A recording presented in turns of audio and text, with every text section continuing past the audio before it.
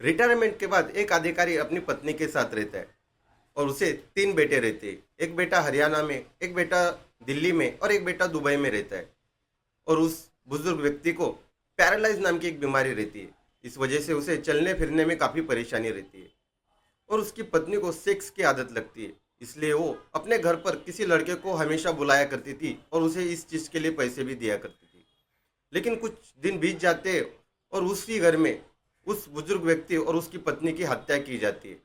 अगर आपने अब तक हमारे चैनल भाव की बात को अगर सब्सक्राइब नहीं किया तो सब्सक्राइब कर लीजिए, क्योंकि ऐसी सत्य घटना हमारे चैनल पर आपको हमेशा मिलती रहेगी। चलिए जानते हैं क्या है पूरी सच्ची घटना इस वीडियो के माध्यम से। बिहार के पटना शहर में एक नेहरू नगर करके इलाका है और उस नेहरू नगर में सुजाता निवास नाम का एक घर होता है और उस घर में एक रिटायर्ड अधिकारी रहता है। उसका नाम NK श्रीवास्तव रहता है और वो अपने पत्नी के साथ रहता है, जबकि उसकी पत्नी का नाम सुजाता श्रीवास्तव रहती है। NK श्रीवास्तव की उम्र करीब 75 साल होती है और सुजाता श्रीवास्तव की उम्र करीब 65 साल होती है। उनके तीन बच्चे रहते हैं। एक बेटा उनका दुबई में रहता है, एक बेटा उनका दिल्ली में रहता है और एक बेटा उनका हरियाणा में रहता है। जो उनका दुबई में बेटा रहता है वो अपने मम्मी पापा को प्रतिदिन कॉल करके उनकी हालचाल पूछता है।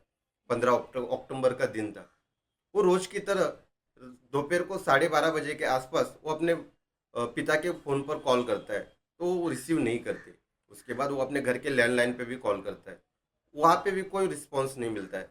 उसके बाद सुजाता निवास के सामने ही गणेश सोसाइटी नाम की एक सोसाइटी थी और वहाँ पे एक रामचरण यादव नाम का सिक्योरिटी गार्ड काम करता था। जो उनका दुबई में बेटा था, उनके पास उस रामचरण यादव का फ़ोन नंबर था। वो रामचरण को फ़ोन करता है और बोलता है कि मैं काफ़ी बार अपने माता पिता को कॉल कर रहा हूँ, यहाँ तक कि मैंने लैंडलाइन पे भी कॉल किया है, लेकिन कोई भी रिस्पॉन्स नहीं मिल रहा है। आप एक बार मेरे घर जाकर देखिए, सब कुछ ठीक तो है। तो इस ये कॉल के बाद रामचरण सुजाता निवास आता है और वह घर का दरवाज़ा खटखटाता है। अंदर से दरवाज़ा कोई भी नहीं खोलता। उसके बाद वो खिड़की से जाकर जब देखता है तो वहाँ देखता है कि हॉल में NK श्रीवास्तव की लाश पड़ी हुई। वो देखकर रामचरण काफ़ी डर जाता है और वो ये सब बात दुबई में जिससे बात हो रही थी उसके बेटे को बताता है। उसके बाद वो चिल्लाना चालू करता है तो आजू बाजू की भीड़ और आजू बाजू के जो उसके आजू बाजू में जो रिश्तेदार रहते हैं श्रीवास्तव के, वो सारे जमा हो जाते हैं। और उसके बाद थोड़े टाइम में पुलिस घटनास्थल पर पहुंच जाती है और जब पुलिस दरवाज़ा खोलकर अंदर आती है तो देखती है कि NK श्रीवास्तव की जो लाश थी वो हॉल में पड़ी हुई थी और उसकी चाकू घोंपकर हत्या की गई थी। उसके बाद जब किचन में पुलिस पहुंचती है तो वहां पे सुजाता श्रीवास्तव की डेड बॉडी पड़ी हुई थी और उसकी भी किसी भारी चीज से सर पर और मुंह पर उसकी मारकर हत्या की थी। ये सब देखकर पुलिस आजू बाजू के लोग और उनके रिश्तेदारों को इंक्वायरी करती है, लेकिन पुलिस को कोई भी सबूत नहीं मिलता है। उसके बाद पुलिस घर की छानबीन करती है और देखती है कहीं चोरी का मामला तो नहीं है, लेकिन सुजाता श्रीवास्तव की जो बॉडी थी उसके ऊपर एक भी सोने का गहना नहीं था। और जब वो घर के लॉकर्स खोलते तो करीब 15 लाख रुपए के गहने और थोड़ी कैश वैसी ही पड़ी हुई थी। इन जोड़े के तीनों बेटों को आने के लिए बोल देती है और ये NK श्रीवास्तव के मोबाइल फोन का CDR डाटा भी निकाला जाता है, पर पुलिस को उससे भी कुछ नहीं मिलता। यहाँ तक कि उस इलाके की काफ़ी CCTV भी फुटेज चेक की जाती है, उसमें भी पुलिस को कुछ नहीं मिलता। पुलिस को लगता है एक ये ब्लाइंड केस है। अब इस पुलिस के पास एक भी सबूत नहीं था। ऐसे ही कुछ दिन बीत जाते हैं। कुछ दिनों के बाद एक शख्स पुलिस स्टेशन पहुंचता है और वो पुलिस वालों को बोलता है कि मेरे पास एक 11 सेकंड का CCTV फुटेज है, हो सकता है आपको इस केस में उसकी कुछ हेल्प हो। तो जब पुलिस वो CCTV फुटेज चेक करती है तो उसमें देखा जाता है कि सुजाता निवास से एक नीला शर्ट पहना हुआ आदमी निकलता है। अब वो CCTV फुटेज लेकर पुलिस नेहरू नगर पहुंच जाती है और वहाँ के लोगों से पूछताछ चालू करती है। तो उसमें से कुछ लोगों ने उस शख्स की पहचान करते हैं और वो लोग बोलते हैं कि अमित कुमार है और अमित कुमार की जो किराना दुकान है वो इसी नेहरू नगर में।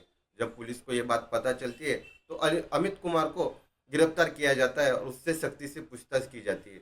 जब पुलिस उसके साथ सख्ती से पूछताछ करती है तो अमित कुमार अपना मुंह खोल देता है और सारी सच्चाई पुलिस को बताता है। और अमित कुमार आगे बताता है कि मेरी नेहरू नगर में किराना दुकान है और मेरी पिछले 3 साल से सुजाता जी से जान पहचान है। उनको जब भी मेरे से कुछ काम पड़ता तो मैं उनके घर पे चले जाता था और उनका जो भी काम है वो कर देता था।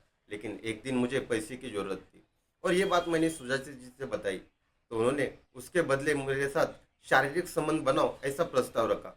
और मुझे पैसे की जरूरत रहने के कारण वो प्रस्ताव मैं स्वीकार कर लेता हूँ और वो सिलसिला चालू होता है। अब अक्सर जब भी सुजाता जी को जरूरत रहती तो वो मुझे फ़ोन कर कर बुला लेती थी और मेरे साथ शारीरिक संबंध बना लेती थी। एक दिन ऐसे ही 15 अक्टूबर के दिन मुझे उनसे यहाँ से फ़ोन आता है और मैं उनके घर पे चले जाता हूँ।